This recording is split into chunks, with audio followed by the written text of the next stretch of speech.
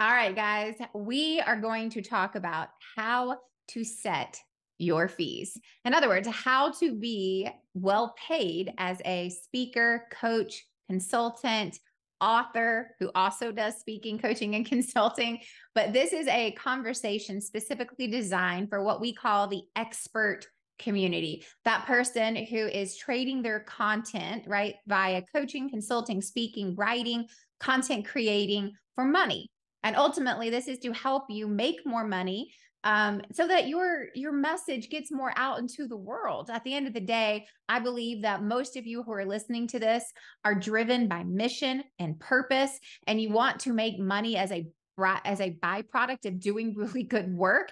But at the same time, if you do really good work, then you should be paid like you do really good work. And for many of us, the reason you're not getting paid like you should is because you don't have the confidence or the conviction to charge what you should. And that's what this conversation is about today. So at Brand Builders Group, we believe that there are five categories, missed one. There are five categories that really will help you decipher how do you set your fees. So we could talk about things philosophically or in theory. We could share best practices. That's not what this is about today. What this is about today are what are the five categories that you need to evaluate yourself in to know how to set your fees. All right. And each one of these, I just want you to rank yourself on a scale of 1 to 10. 1 being not existent, 10 being crushing it, out of this world, killing it. That's what we're talking about. So high level, here are the five categories that we're going to go through: credibility, content, delivery, right? Your presentation style, right? Stage presence, we could call it that. Marketing materials, and reach, right? So I'll say them again: credibility, content, delivery, marketing materials, and reach. High level. That's what we're going after here. So I'm also trying to keep this 10 minutes or less. So we got to crush. We got to roll. First one, credibility. Again, rate yourself on each of these on a scale of 1 to 10. 1 being, I don't have any in the market.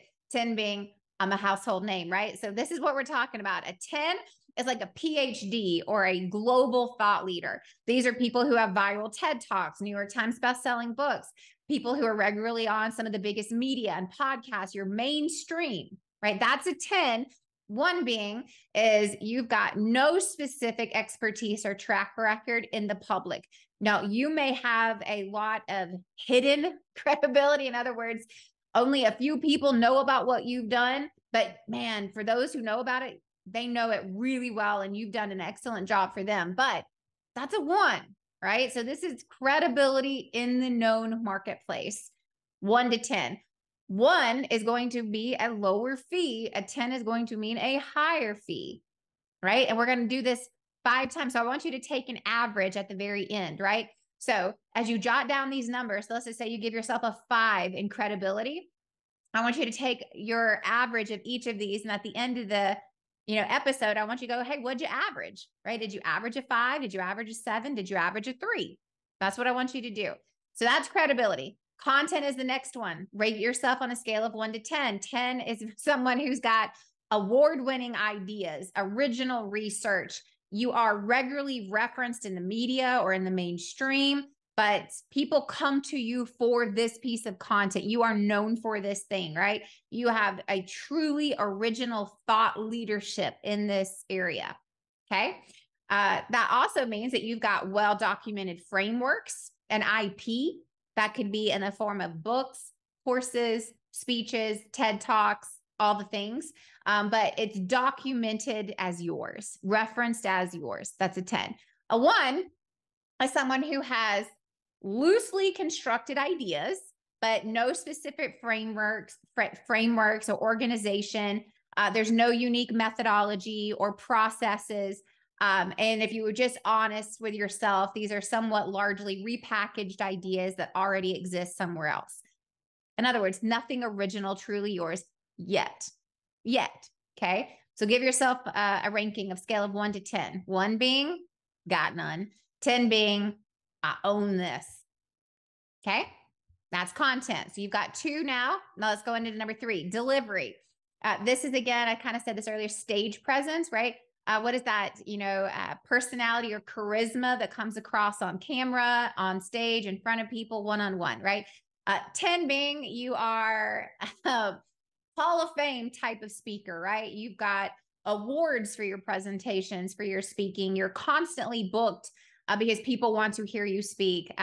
You have a captivating stage presence. People are constantly telling you, this is the best speech I've ever heard. This is the best presentation I've ever seen. People are laughing, they're crying, right? But it's like people are constantly commenting on the delivery of your presentation, of your content, right? One would be you don't get that. One would be you don't get invited back to speak, right? You don't speak very much. You don't get tons of views on your videos or comments on your videos. You struggle to keep people's attention. You struggle to keep people engaged. You feel all over the place and others feel like you're all over the place. Again, these rankings are just for yourself, but I need you to be honest. Are you a 1, 2, 3, 4, 5, 6, 7, 8, 9, 10? Where do you fall in delivery? Somewhat subjective there. Okay.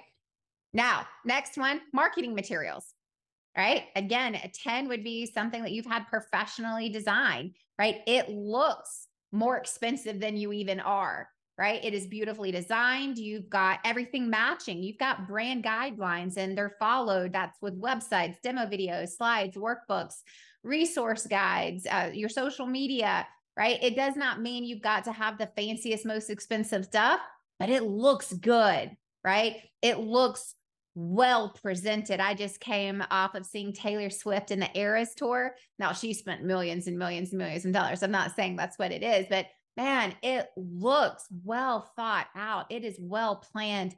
It is important how things look and come together. You can tell that.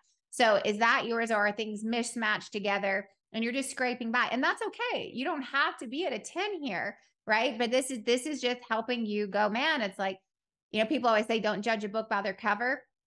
Well, unfortunately, sometimes they do. They go, man, that looks so good. It must be as good as it looks.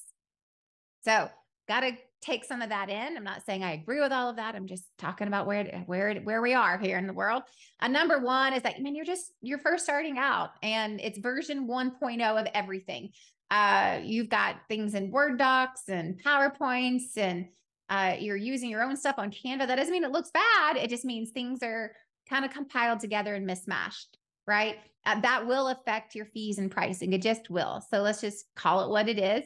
Where do you fall on a scale of 1 to 10? Always knowing that we get to improve at every level, right? We get to do better. Then reach. So reach is how many people do you reach? How many people do you have access to? How many people follow you on social media, email lists, subscribe to your podcast? How many people you are in front of on a consistent basis, right? So a 10 would be you're someone who reaches millions on the regular, right? This is in some sort of controlled medium as well, not just on social media, but you've got a large email list, you've got a huge amount of subscribers and downloads to your podcast, and you've got social media, right? So when you think about this, you probably have hundreds of thousands of people on an email list, hundreds of thousands of people on social media. You have access to reach through main media, other top-known, well-known podcasts, TV shows, radio shows, etc. But that would be a 10, right? A 1 would be you've got no email list. You don't even know how to make an email list.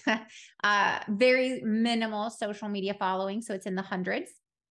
And no direct access to any group of people, i.e. platforms. So you're not speaking on big stages, but maybe you are speaking at some local community groups, BNI groups, Chamber of Commerce groups. We all have to start somewhere. Those aren't bad things, right? None of this should make you feel bad. These are just going, man, this is helpful for me to go, where do I start my pricing, right? So give yourself a score, right? I would say for reach, I don't have a huge social media following, so it's not all about that, but I have access to big platforms. I'm on a lot of stages. I only have like 9,500 people that follow me on Instagram, maybe 15,000 all in on social media. So this is not all about having a huge social media following. I don't care to have that. but we have a fairly large email list, which I do care a lot about. I have access to lots of large audiences through other people's podcasts and stages, but I would not rate myself anywhere near a 10. I would say in terms of reach, I'm somewhere like a 6 or a 7, right? And I do this for a living, right? But it's being honest with myself to go through each of these. It will help you know, one, where you are today, and in what of these categories can you quickly improve on? I could improve on reach if I so desired, right? I've spent a ton of time and money and resources over the last year to upgrade my personal marketing materials. That was an area I was focusing on. My content, I feel like, is world class, right? I do believe you should believe in yourself, and I believe in myself. Credibility, I have good credibility, right? It can always be more. We have original research. We've spent the money to get original data. Like, we've done that work, but it's like where you score also lets you know, where could you do more? Where could you get help? Where could you get coaching? Where do you need to put some attention is also really helpful. So here's how I would base across. If you averaged ones across the board, I would just say a starting point would be, you're probably charging for, this is for a speaker fee or coaching fees. I'm just calling it for an hour, right? But if you're charging, or sorry, if you're averaging a 1, you're probably charging in the hundreds, not the thousands, in the hundreds, right? And then, just for the sake of time, just to kind of give you some averages here, if you average a 5, right? So if you're averaging 5s across the board, you're probably charging somewhere between $3,500 and $5,500, right? That's a 5. So a 1 would be, you're charging hundreds of dollars, right? And then the 2s, 3s, and 4s are those low thousands. And then as you average out a 5, you're probably charging somewhere between, and this, I'm looking at an hour here. This is kind of like for a speaker fee, right?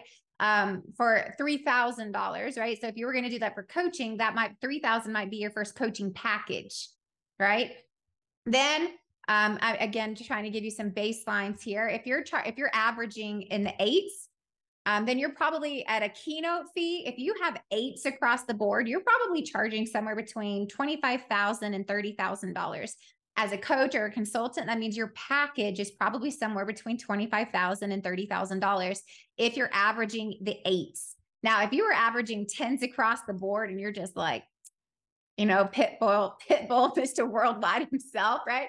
Like, a speaker fee for you would be like $100,000 a speech, right? You're talking about like presidential rates here. You're talking about Brene Brown rates and Mel Robbins rates, Tony Robbins rates, who are more, right? Those are even more than this in some cases.